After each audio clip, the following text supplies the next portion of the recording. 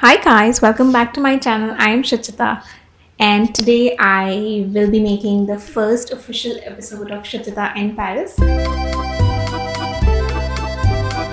So, for those of you who missed my last video, I moved to Paris recently and I wanted to take you guys onto this journey with me where I figured my way out.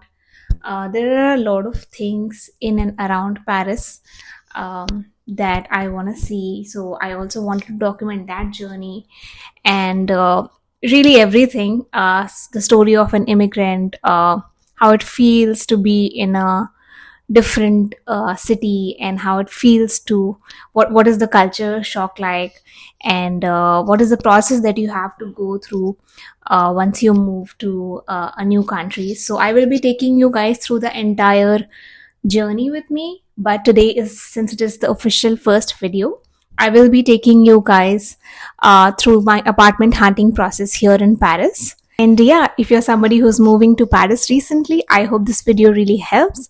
And even if you're not, just watch it for getting to know what the rates are like and what the apartments are like here in Paris. Honestly, I'm somebody who really loves watching apartment hunting videos, especially I have always watched apartment hunting videos in Paris. All the time I watched them. Even when I had no intentions of moving to Paris, I used to watch them. So yeah, that's something I really find interesting. I watch NYC apartment huntings as well. For now, let's get onto the video. Okay, so I have my notes ready on my phone so that I don't miss anything. But we will go in a structured way. Before directly jumping onto the viewings, I will probably put a timestamp on the video. If you're just interested in show in just seeing the apartments, you can just move to that time stamp. And yeah, but if you're somebody who wants to know the structured process of getting an apartment in Paris, so I will take you guys through that. So when I was actually initially planning on moving and doing this whole apartment hunting thing, I could not find a lot of good resources on the internet. So that's why I wanted to make this particular video, so that I will take you guys through a very structured process of how you should go about if you're planning on um, renting out an apartment in Paris. All right, let's move to step one, which is starting early. So I would say that also depends on the market. So if you're planning on moving to Paris anytime, then I would say start at least 2 months in advance. Get to know what the neighborhood is like, what kind of what is your priority, what are the non-negotiables for you. I would say jot that down and prioritize what is important for you.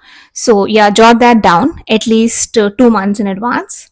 The second thing is using all the resources that are there on the internet. I did not do enough research before moving here, and that's something I would say I would do differently if I were to start this process again.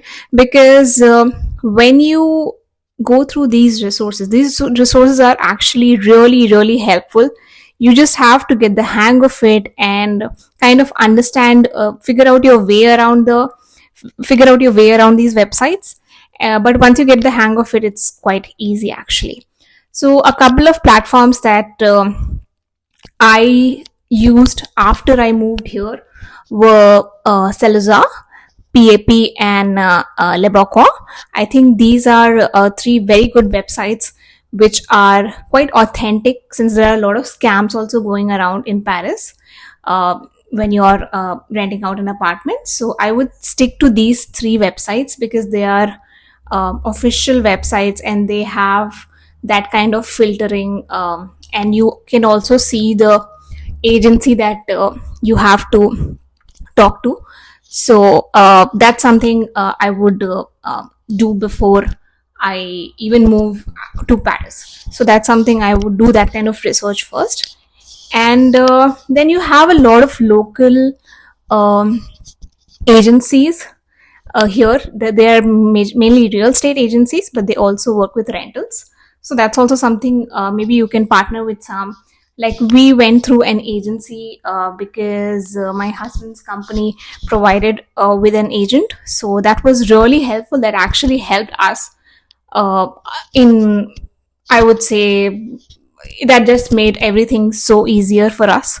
So yeah, if you can get in touch with one of those agencies, that's also really helpful. If you want the agency that I went to, I might have to check with them, but I can leave in their details, so you just reach out to me on my mail ID. Now, the third thing would be setting a budget. This is something that is really important. Paris, as you know, is really expensive, really expensive. So that's something you must do well in advance. You should have a very strict budget, and because also based on your budget, a lot of things gets decided, which I will get to later on. The fourth thing would be do your neighborhood research. Paris is basically like a snail. I think you would have heard that. So it's actually divided into 20 arrondissements, which is basically 20 districts. And each of these districts have their own very distinct character. And then you have suburbs also around it. So obviously, as you move further away from the center, the prices get a little more relaxed. So the prices are a little more cheaper. Um, and obviously, if you're looking in areas which are where you have all the touristy destinations, then obviously the prices will be a little more hiked up. And if you're looking into a shady neighborhood, the prices will be a little more cheaper there. So that's something interesting to know. And yeah, so that's something that you have to prioritize in advance. What are the things that is important to you? Is it safety? If you have kids, then are you looking for any school to be nearby? If you're looking for just having a good I would say transport facility, although you have good metro connectivity throughout Paris, so that's not something that I would worry about. But yeah, that's also something you should consider. Are you looking for some place which have a lot of commercial spaces around it? So that's also something you can practice. And then obviously, in terms of apartment, what is it that you're looking for? That's also something that you should kind of jot down and prioritize. Okay, let's move on to the fifth step. This would not step fifth yeah, step. Fifth step would be preparing your documents. So this is something that I would do before even seeing all the listings, because this makes your job that much easier. Once you view the listings, the market is super competitive here. When I say competitive, I mean, like, I remember we saw this one apartment that we saw in the morning, and by evening it was gone off the market. So that's how competitive the market is here, rental market. So I would prepare my files, which is called dossier here, in advance, and keep everything ready. We went through an agent, so he actually helped us prepare all the documents. But if you're interested in knowing what is it that you put in your dossier, I can let me know in the comments, and I will respond back to you. Okay. And the sixth step would be obviously viewing these listings. It's important to view listings because you never know. Sometimes when you see something on the internet, might not be the same. It happened with us with one apartment. It was just horrible, in a very horrible state. So that's something I would highly encourage you to do. And the reason why I told you to prepare your files before you even view the listings is because a lot of times the landlords want you to submit your file before even viewing the listing. So that's something we got to know as we started this process. The seventh step would be to act super fast. If you're somebody who visited the apartment, loved the apartment, I would say just instantly ask your agent, or if you're doing it by yourself, then just instantly apply for this. Submit all your documents, everything that is possible. And last but not the least, I would say keep margin of 1.5 months, and find a rental, not rental, Airbnb for that duration, at least 1.5 months before you move into your rented apartment, because you will definitely take that much time to find an apartment, submit your files. Because what happens is, once you submit the files, it goes to the insurance company of the owner. They verify the file. Once that is verified, first it goes to the agency that the owner has, then to the insurance company, and then to the owner. So it does take time, although once it is approved, the process is quite fast. You can just directly move in. So that's something I would definitely do. And this is what I did. We did book 1 month Airbnb, but obviously the whole thing took time, so we had to extend 15 more days. So I would definitely suggest you to have that much duration in your hand to look for an apartment. Now, a couple of things that you should keep in mind when you're apartment hunting is, when you're viewing these apartments, make sure you check everything that is possible. Like I said, obviously, first prioritize, and then by priority, you can see what the condition of the apartment is like. I would look for moles and any kind of leakage, those kind of things, before moving in, because that's something they also do on the inspection day. But I would do that well in advance and not apply for apartments which has these kind of issues, because then that means that it can also happen in the future. Right. Now let's talk a little bit more about the money and the legal part of it. So let's start with legal first. So if you're looking for a furnished apartment, then the lease here has a minimum period of 1 year, and I think if you're looking for an unfurnished one, it's 3 years. I could be wrong.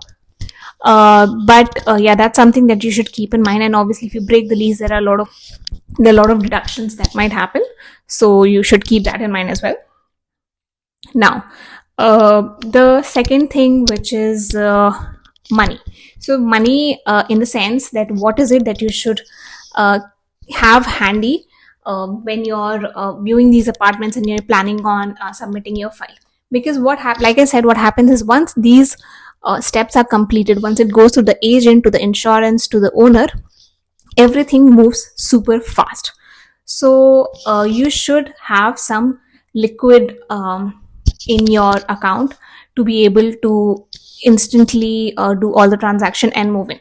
So here in Paris, it is important, especially I'm talking about the furnished apartments, it is important to pay 2 months rent, which is like a security deposit to the owner. Then if you're moving in, now there are two ways about it. One, if you're moving in the mid of a month, then you have to pay the rest of the half, and also the next month's rental, uh, also the next month's rent.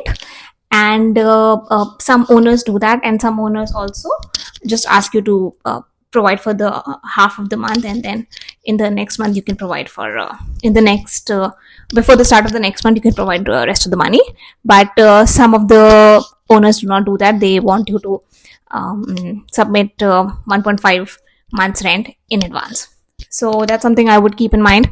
The rent here is really high. Like, Paris is obviously known for really high rent. But I would say a good rule of thumb here is sticking to at least 1/3 of your monthly income. That should be your max. That should be your cap. So that's something you should keep in mind. And obviously, they also don't encourage you to submit your file. They will go through, when I was talking about the legal documents, you have all the income slip and all those documents. So they will review those, and based on that, they will decide whether or not they want to give you the apartment. Right. So I would keep 1.5 months rent as well. So to overall you have like 3.5 months in case you're moving in the mid of the month. So 2 months security deposit. Then if you're moving at the start of the month, then that month's rent advance. And if you're moving in the mid of the month, then I would keep 1.5 months rent in advance. And then the agency fee. Now the agency fee is a variable here. If you're going directly, then you have to check with the agent that you're working with. And I would say that agency fee depends on the meter square of your apartment. So, but I think I'll probably put on the screen what the minimum per meter square is like. So I would definitely keep that budget as well. Now, when you're preparing the dossier, a lot of apartments in Paris, if not all of them, requires a guarantor, which means if you're not able to pay rent on because of any issues, maybe you lost your job, or maybe you're going through a difficult time, whatever it is, so they need a guarantee that they will be getting the rent. So what you have to do is you have to sign up for guarantors. Now there are a lot of websites that provide this service. There is one Garant Me, there is one I'm forgetting the name of the other one, but there are a lot of official good websites that provide you with that service. They will need all your financial data, so you might have to submit that as well, but these are official websites, so nothing wrong can happen. They can be held accountable for it because there are very strict laws around data processing here in Europe. So yeah, but yeah, obviously you have to keep that in mind as well.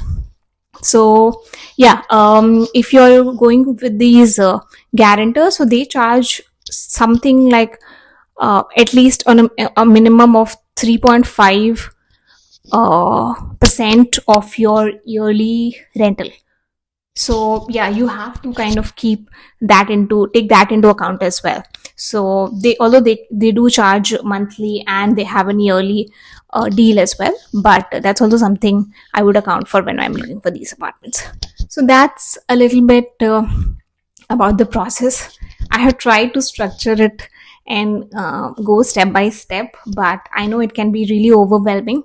But yeah, I hope you enjoy the rest of the videos where I'm seeing the apartments. I was actually looking for an apartment within the budget of 800 euros to 1200 euros. That's the kind of budget that I had set. So these are the listings that we viewed. This does not include the electricity bill, obviously. This also does not include the internet bill. This also does not include the gas in a lot of places, which is basically the heating system that they provide. So that's something to keep in mind. So yeah, let's start with the listings, and I hope you enjoy this video. Okay, let's start with the first apartment. This is the entryway that led to the kitchen slash living space.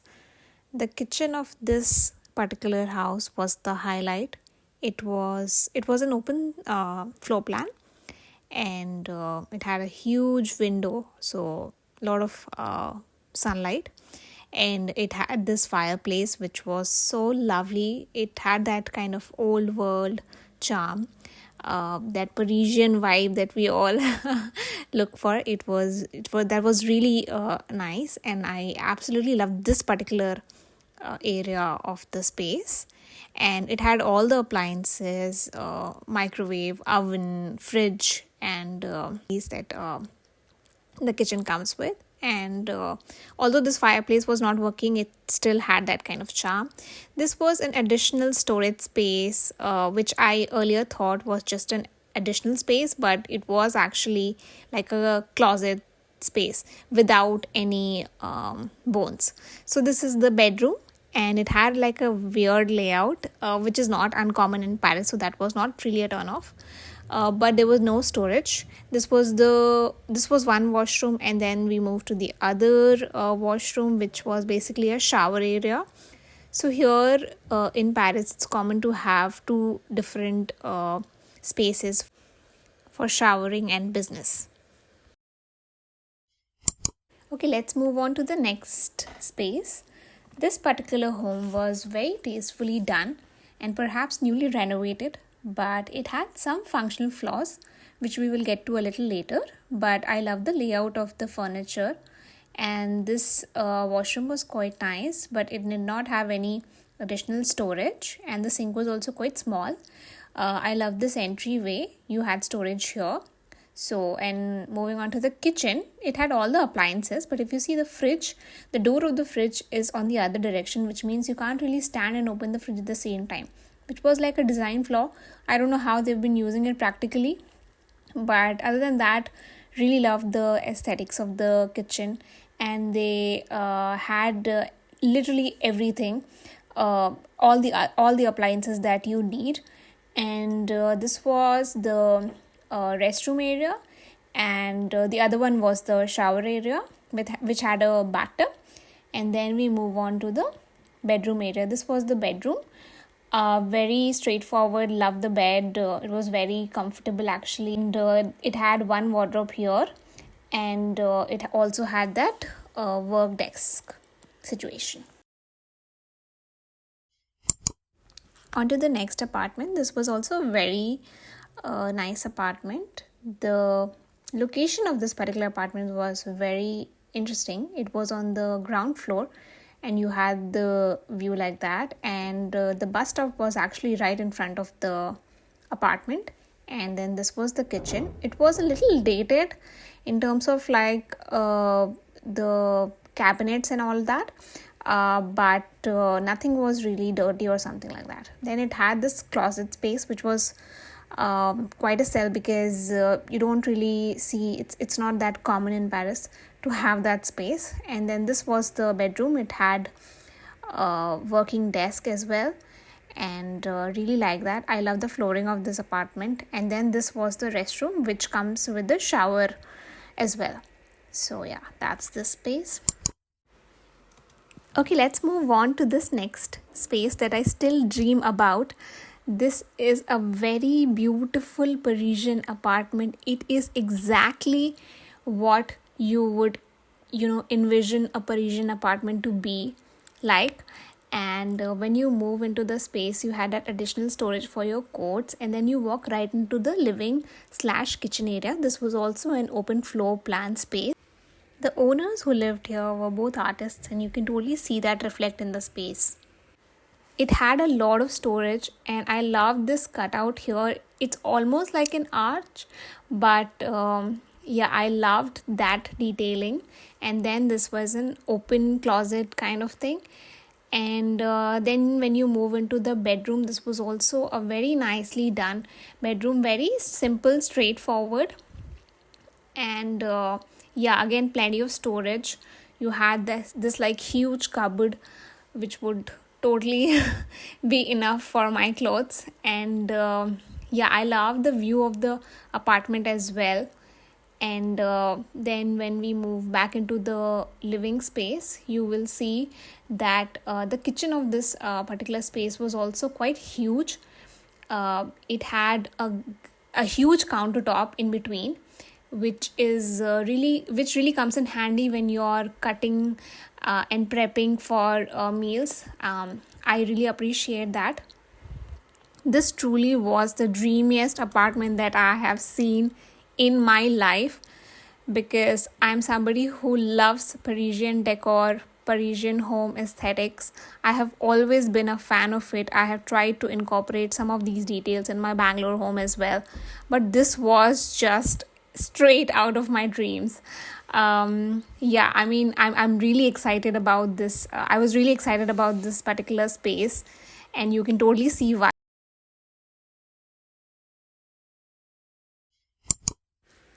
Okay, moving on to the next one. Once you enter, you had this closet space here for your coats and other bits, which was really nice, that it was a closed storage and not an open one. It also had like a mirror in case you want to check yourself out before leaving. And yeah, again, this was also an open floor plan, so you move straight into the living/kitchen area. This is what it looks like. I love that they had put an additional countertop and with some seating in case you wanna chit chat with your guests while preparing meals. So that's really interesting. It had an additional freezer storage, which was also very nice. So the fridge and the freezer were in separate cabinets. So yeah, that was really nice. And yeah, all the appliances were present in this apartment as well. And this was a gas countertop. Otherwise, you will mostly see induction here. So that's also extra points for that as well. It had a lovely view. I love the view from this particular apartment. And then this is the washroom area, and then there's a shower right in front of it, and then this is the bedroom area. Again, very straightforward. This also had like a huge cupboard and plenty of storage there. Lovely view once again. And yeah, then you moved on to the shower area, which was this. And so yeah, that's about this apartment. Then we have this apartment which had a very weird layout. It was a very narrow passage which connected to different rooms. So yeah, that was a little weird about this one. So you see onto the left we have the restroom, and then you have the kitchen, and then you have the bedroom. So this apartment had plenty of storage, so that was not an issue. But as you can see, it was a very very different layout as compared to the other apartments that we have seen. But this also had all the appliances.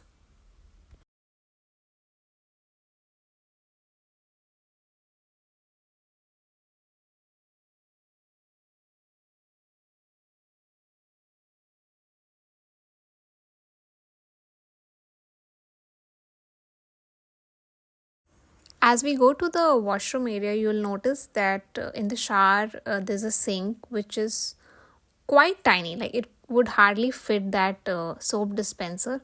So yeah, that was also minus points for that as well.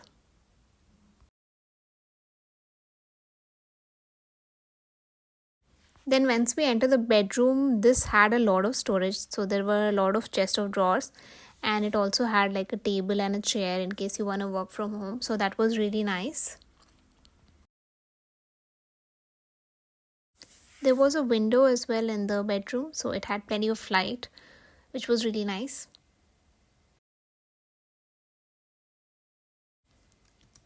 Okay, as we moved to the living space, there was a sofa, a dining table with a couple of chairs, and then there was this particular furniture which was vintage. It was a retro record player stand, which was very interesting to see. This apartment in particular was very 70s, I would say. Okay, this was also a really nice apartment in terms of layout, cleanliness, and lighting. As you walk in, you have this utility area slash washrooms. So this is where you have the shower area, which was also quite big, and then you have the restroom area, and you have like a sink shared in the shared space. So that was very convenient. And then once you walk in, you have the living area, and right in front of it there is a closet which we will get to later on. There is a mirror on the right, and this is where you have the sofa area. The alignment of sofa was not something convenient as it was facing the kitchen, but I think you can change that later on. And this is where you have a small closet. So this is like a linen closet. I think that was the idea behind this particular one. I like this apartment because it came with the sofa which was convertible. So the sofa can be converted into a bed, which was nice in case you are expecting guests. And then when you move to the kitchen, it had integrated appliances, which was also very nice, aesthetic. And a lot of counter space was there. So that was also really convenient. And then the bedroom of this particular space was also nicely lit. It was again a basic bedroom with the wardrobe space, and it also had a dining table and a couple of chairs. Okay, let's move on. So as you walk into this space, you have the restroom and the shower area to your right, and then you walk into the bedroom. And if you see in the bedroom, there's not a lot of storage, so you just have a chest of drawer, which was again not that great. So then you move into the kitchen area, Kitchen area was quite good in terms of storage, but it was dated. Was not in the best shape. Also, in terms of cleanliness, it was not the best. I think the appliances were a little too old, so I don't know if they were even working properly or not. And yeah, I did not like this particular apartment a lot. But yeah, I what I did like was it had like a huge living area, so if you want you can put chairs or whatever additional storage that you need, that can go in here. In terms of layout, I think this was the biggest apartment that we saw. I mean, in terms of square meters, that is what it was. And then if you see in the balcony, the chairs were a little bit rusted, so I did not like that.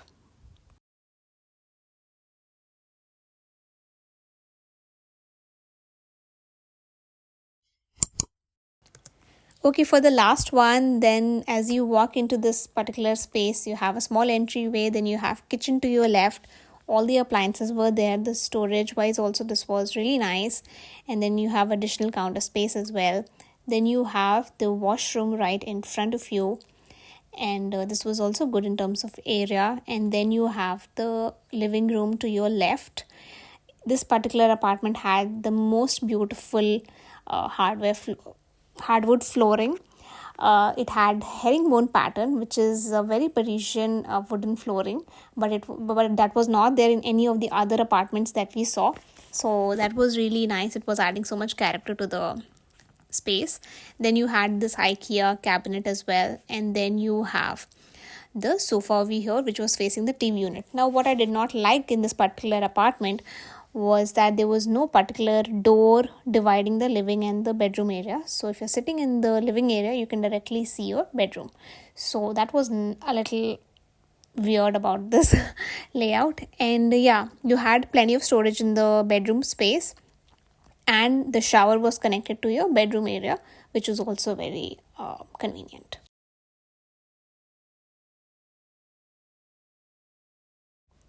But the shower area had plenty of storage, so that was really nice.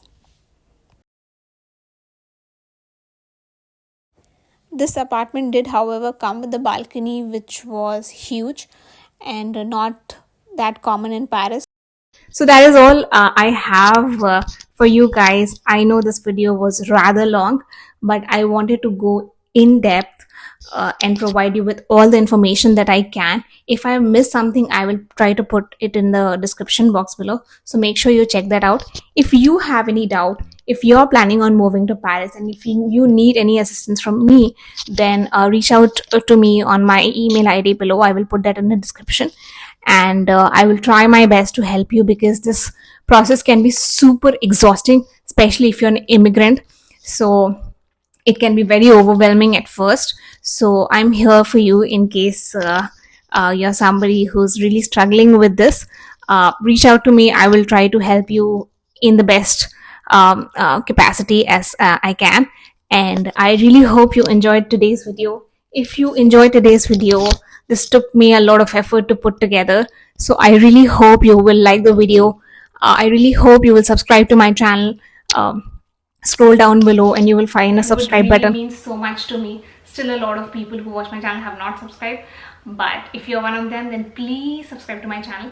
I will be shooting many such fun content in Paris and informational content, obviously. So yeah, that's all I have for you guys in this video. I will see you guys in my next video. Bye, take care.